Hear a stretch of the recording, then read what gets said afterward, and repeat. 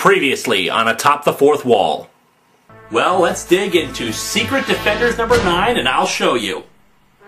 Of course! The bombs were secretly hidden in the coconuts the entire... I'm sorry, I just can't do this.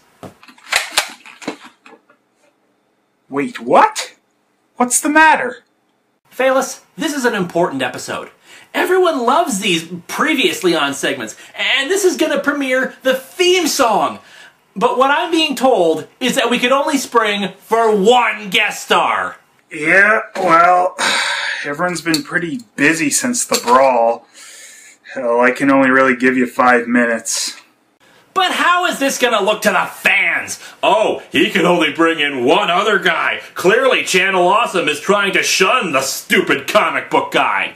Whoops. Sorry, Linkara, time's up. But... Yeah, well, you know how it is, especially when I have to film Street Fighter comedy. Street Fighter comedy. I think I've already proven I wouldn't even make that copy. Phalis, dude, I'm sorry, it was a joke, man! Pollo, you wanna come here and save my bacon? You just leave me out of this. And now, shut up!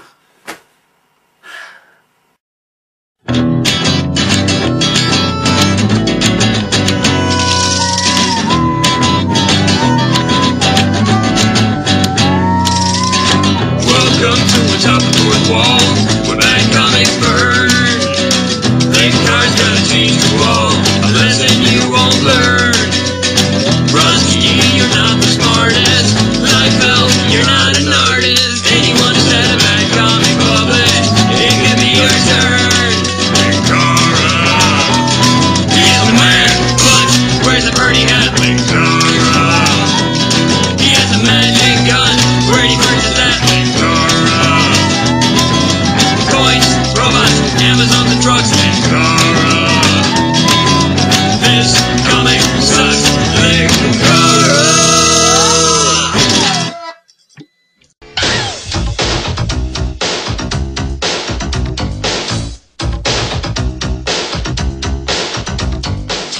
There are so many thematic elements that I can think of with this cover. I can see menacing figures surrounding heroic individuals making a brave stand, overwhelming demonic forces closing in on them with sinister grins. A brave, noble comrade has fallen, and a villain is poised to reach her hand across the universe and crush entire stars.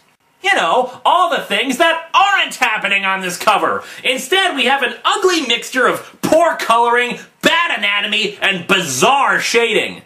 I mean, look at this. It's better than issue 9's cover, but the colors don't flow nicely from one to another. They're just sharp contrasts that end up hurting your eyes. The villains aren't in any way threatening, with musculature that's more at home in a parody than a professionally published comic. What's with the jack-o'-lantern guy back there? Why is there a goblin carrying a melee weapon into combat when everyone else has guns? And why, in the name of all things sacred, is Nebula doing a Michael Jackson pose?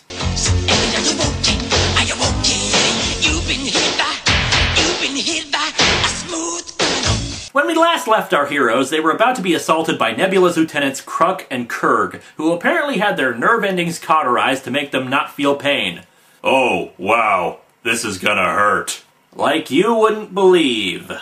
Oh, and remember how in the last one I was wondering where Nebula's flagship was? It's there now all of a sudden, as if the artist suddenly remembered that she was supposed to have a ship. Let's talk about the art again for a second, since then I won't have to talk about the story. For the sake of argument, let's pretend that the anatomy on the people is okay for stylization purposes. Hell, I'll even grant that the spaceship looks pretty damn good. But what the hell is going on with the backgrounds? They're either non-existent, or they're skylines with alien planets and moons. I remind you, this is taking place on Phobos, a moon of Mars. You know, in the solar system. That whole 9 planets thing? Bunch of malarkey. We have at least 20 planets, and some of them are green, purple, pink, and magenta. Astronomy is a lie. Back to Nebula expositing her plan, and oh, for the love of Nebula, what the hell are you doing? That trench coat looks stupid enough on you, but now all of a sudden you've decided to go into sexy pose mode. I know you're the only woman in the comic, but did we really need to have you be posing for Maxim in the comic? Really? I've plotted too well, too precisely, to allow a pair of imitation heroes from Earth to actually pose a threat to my designs. I remind you all, her plotting and designing basically amounts to dropping a bomb on a planet. The two heroes, however, are not impressed. Then again, neither is anyone else reading this. When I said this was gonna hurt, I meant them. They're not really quite grasping the whole feel no pain thing, are they? I'll take the big ugly one. Well, that narrows it down, doesn't it? Okay, you take the big ugly one. Hey, that's not nice! Croc feel no pain, except in heart. This is starting to look like a job for heavy artillery. This is a job for heavy artillery. If you're gonna do something, hurry up and do Oh, thank God, somebody shut them up. War Machine uses his weapons on the two creatures, but of course it has no effect. No brain, no pain. Also, no action, no suspense, and no interest in the events. The only thing they feel is ticked off. Isn't it nice to have characters we can empathize with? So yeah, more fighting for a bit. Thunderstrike volunteers to stay behind to deal with the two creatures as well as the recovering alien soldiers, while War Machine goes off to catch Nebula. In the interest of being a fair reviewer, I admit I like this kind of noble sacrifice, especially when it comes from people who have carried the Thor name. Also in the interest of being a fair reviewer, dear Lord, this art still sucks! There is no thought to this. A bunch of aliens are just randomly awake and attacking with no explanation of where the hell they came from. The foreshortening on War Machine is just awful, and he still looks more like a parade balloon than an actual superhero. Anyway, War Machine, pulling a T-1000, catches up to Nebula and grabs onto the back of her ship. He rips a hole in the thing and gets on board. Nebula's crony, oh, for the love of Nebula, what the hell are you doing back there? You're about to nuke a moon, lady. Even if you're a psychopath, could you at least take it seriously? So, yeah, Guitar, Nebula's green assistant, reports that there was a decompression warning right before they arrived in the system. Ah, Guitar, you worry like an old woman. The master strategist, ladies and gentlemen, finds potentially hazardous problems as something only to giggle over. Guitar checks in the back where the hole was made and reports that he was right about the decompression, but that no one else is there. This, of course, leads to him getting blasted by War Machine and sent out into the cold vacuum of space, where he will no doubt suffocate when his breathing thingy runs out of air, or possibly just due to explosive decompression. Yay, heroism! Guitar? Guitar! Damn it, Guitar, I am wasting my minutes here, and this is a new phone! War Machine arrives on the bridge to confront Nebula.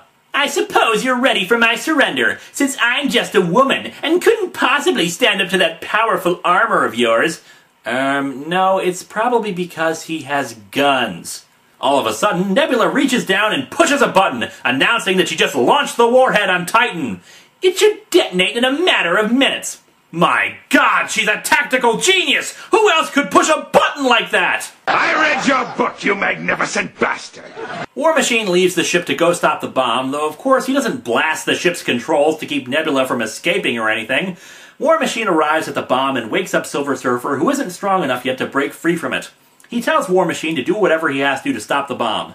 And so the tension mounts as War Machine, sticks his finger in a hole. Okay. This technological finger bang disarms the bomb in just a few copy and paste panels. Wow! They held the tension for all of 2 seconds! While War Machine stays behind to redirect the bomb to a safe crash site, the Surfer goes to catch up to Nebula. Nebula herself is a little cranky as she realizes that something has gone wrong. Why was there no explosion? Where's the kaboom? There was supposed to be an earth-shattering kaboom. The Surfer appears right outside of her ship, causing her to run down a corridor in the opposite direction and... wait, what? The Surfer is standing there? But he was just... what? What? Who? What? How? What? Hey, what? Hey, what? How? What? What? What? What?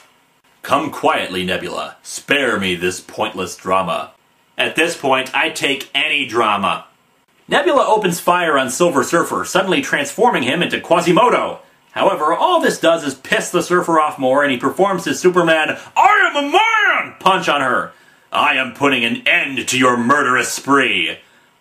Say, weren't you the one last issue who was zapping big holes in aliens, Silver Surfer?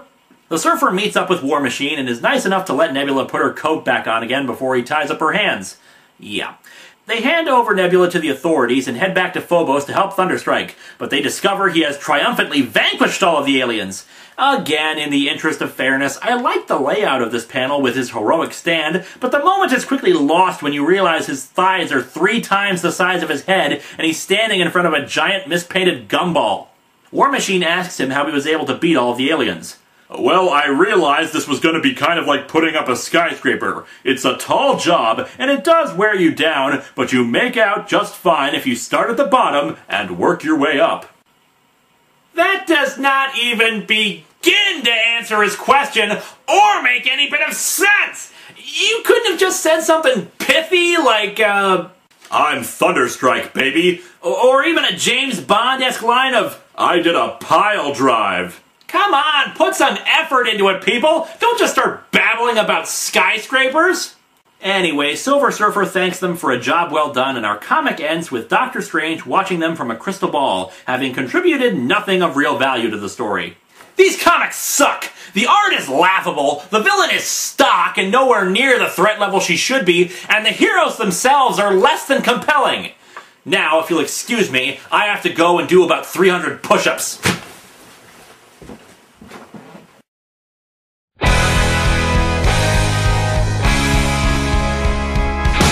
Hello and welcome to Atop the Fourth Wall, where the bad comics burn and suffer their fate by characters and plot holes getting unsaved. What's the internet to do? These horrible comics outnumber me and you. Look no further, here comes Linkara, making all the awful comics speak sayonara. Has a toy gun and fedora hat. Where'd he get the hat?